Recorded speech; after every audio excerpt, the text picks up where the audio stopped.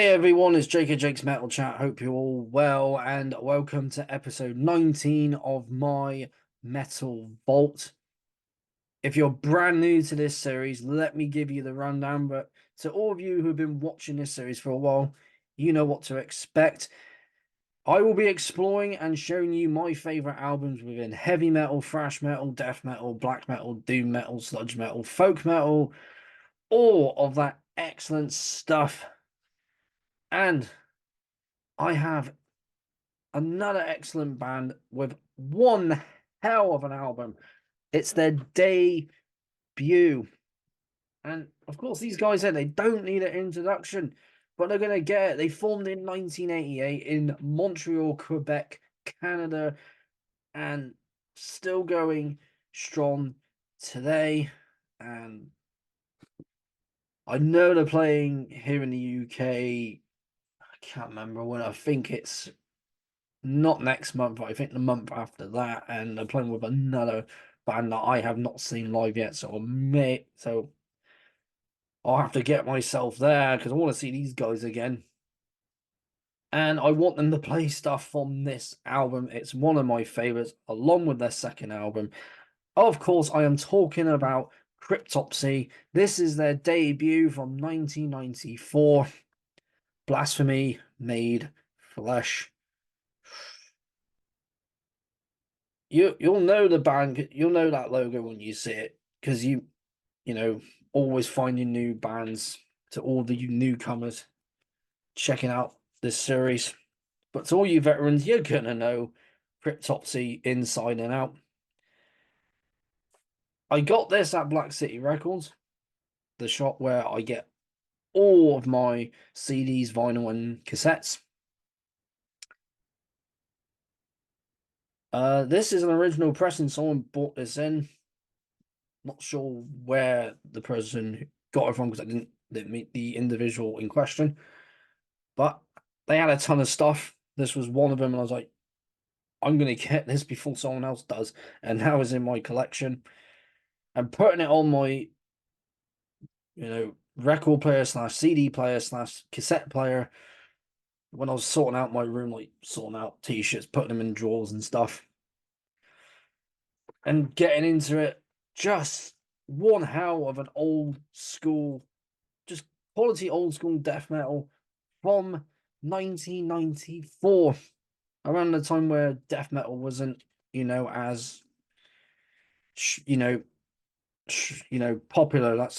If that's the word I want to use. Maybe that's not. I didn't want to say that word, but that was the word popping into my head. Very prominent because obviously black metal was what everyone was talking about because it was on the news a lot, and you get the gist if you watch those reports back in the day. It's the cover again. I'm trying to remember who did this artwork. I'm gonna look it up here. Just get everything together. There we go. There's the band themselves. That's Dragon Design. That's who I was trying to remember. Because I did show this album in one of my favorite death metal albums video. Of course, one of my favorite vocalists within death metal, you can see him there, Lord Worm. I'll just point him out to end. There he is, right there. And a lot of them wearing, except for these two, one Lord Worm wearing a shirt. There's one wearing a t-shirt, and three of them wearing band shirts. And I think Disincarnate, Benediction, and Suffocation, all quality bands there as well. And of course, seeing Suffocation next month. And hoping to see these guys as well with Atheist. Because I've not seen these guys in a while. I've not seen Atheist yet, and that'd be great to see some quality old school death metal CD there. And some artwork right there, so you can see the logo there in white, of course. I mean, you can see it on the cover as well as like gold, but white there, and of course red on the CD. and blue on the back. So that's really cool, blue and white. How I found out about these guys was the ninth track on this album, Mutant Christ. Just hearing that opening guitar riff and then the drums and that bass. The bass is very prominent on this album. It's because they're tuned down to B, which is one of the lowest tunes. You can get lower in that. I know, I've heard it. And man, what a song! I thought if this song's you know awesome, what's the whole album like? And it does not disappoint. People know me. If you know me personally or know me just from watching these videos, you know I love my death metal, no question. Of course, one of my other favorite tracks. If I was going to pick my top two on here, Mutant Christ and Open Face Surgery. Of course, having that sample at the beginning, just that fast intensity, and Lord Worm's scream. That is just, you know it when you heard it. If you haven't heard that song yet, or even this album, I mean, check out the whole album, but especially do check out Open Face Surgery. That scream is towards the end of the song. It's crazy, man. Crazy, guys. Of course, I do love the artwork. There's that giant monster um skyscraper in the background. That's the only way I'm gonna just put out. Quite Lovecraftian, I'm going to say that now. That's what I was thinking when I first saw this artwork. I don't think you want to walk to that, but there you go. I'm not saying that their lyrical themes are to do with Lovecraft, but got themes of horror. So when you think that, you think like obviously horror films, horror novels from just mentioned Lovecraft, and there's Edgar Allan Poe and so many great authors. Of course, horror, blasphemy, gore, death, mutilation, insanity, murder. Of course, a lot of death metal bands would deal with those subjects. Some went delved into deeper subjects. Of course, when people heard death metal, it's like, oh, it's all to do with death and death and gore and things like that. Of course, it's going to be on this and other albums that I got coming up on this series. Uh I know that all of you veterans are going to say this, like, I've got this, you got this back in the day. Of course, this came out when I was a kid still. So I was about, like, I was 3 years old before this even came out. Because it came out in 25th of November of 94. My birthday would have been about 3 weeks before that. So yeah, I was 3 before this was released, and that is just crazy. And gosh, to everyone else, people like, oh, making me old, you know. And I know there's a lot of people out there that would listen to more like newer stuff, but like get into death metal because I know a lot of mates who listen to just mainly just brutal death metal, slam death metal, and the more technical side of death metal. I listen to that as well, but I like more old school stuff. This is old school. It's the technical. They're basically technical death metal. But back in the day, they've all just would have been death metal. They all just did different things, and of course, they went more on the technical, brutal side.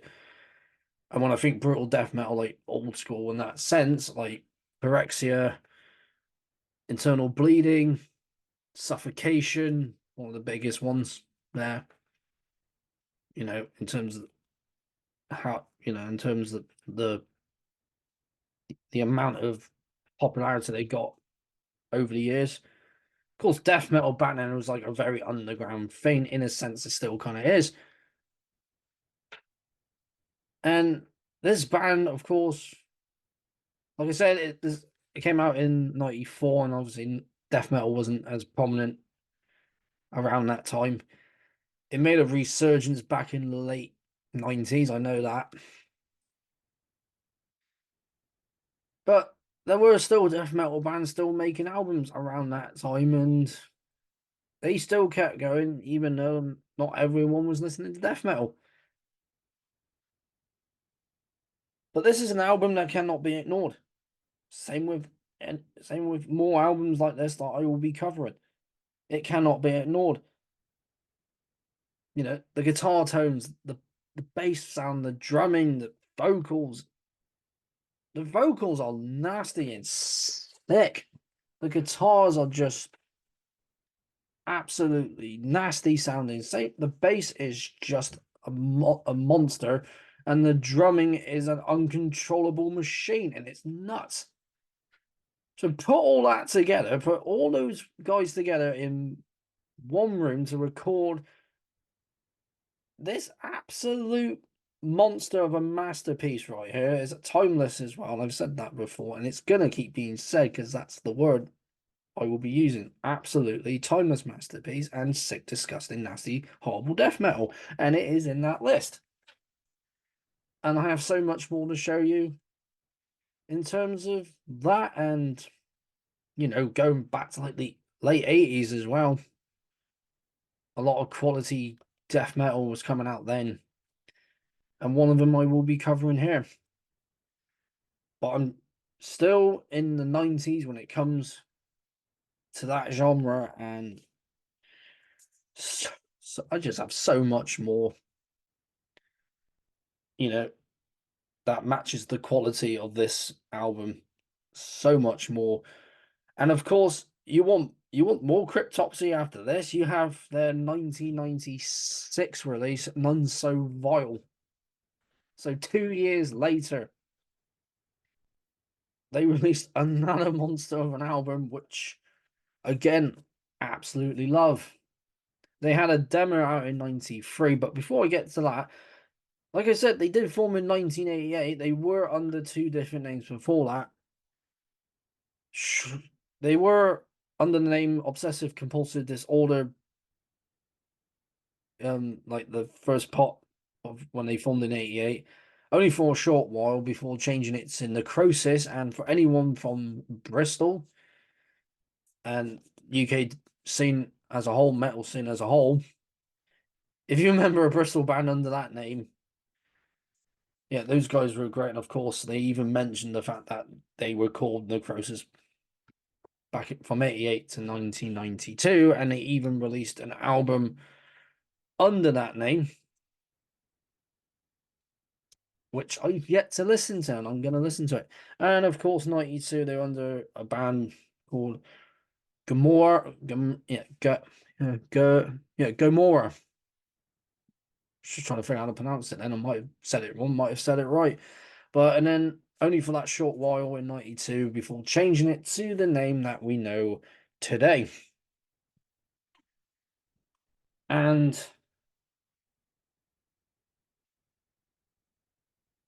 again, for anyone who knew, what do you get with Cryptopsy? Quality, nasty, dirty, filthy death metal. Because this album fits in that category of that, like I've mentioned, bands of that similar nature. You know, the more cavernous death metal. And of course, I'm not saying this is cavernous in any way, but it is a nasty sounding album, and that's how it needs to sound. You know, obviously productions and recording software and production and stuff all changes all the time, changed over the years. Of course, this was the analog stuff back then. Like the amount of time, effort, concentration they put into this album, it shows on it with just the amount of skill that every member in this band brought to the table. Again, going back to the guitars, you've got some great quality solos. You know, for me, like Open Face Surgery and Mutant Christ. I love the one in Mutant Christ. That's a really good one, that solo. The screaming on, of course, open face surgery. Born Headless has like a really strong, chuggy opener. Um, was it Serial Messiah? And another great song on there as well. But my two favorites, again, Mutant Christ and Open Face Surgery. But overall, as an album, start to finish, absolutely brutal. And you can't go wrong with something like this. And again, mentioning bands that were doing the brutal technical death metal back in the early 90s, like Suffocation, Internal Bleeding, Pyrexia, Broken Hopes, another one, another quality band there that I need to see again. So many more in the same list as these guys. And don't know what more else I can say about this album. It's, it's just one that people, if you love your death metal, and I've said this before, I'll keep saying it again. If you don't, if you're not familiar with Cryptopsy and you want to start listening to them, you may have already heard their first album, not their first album, the new album, and thinking, wow, these guys are great. Have they got anything else?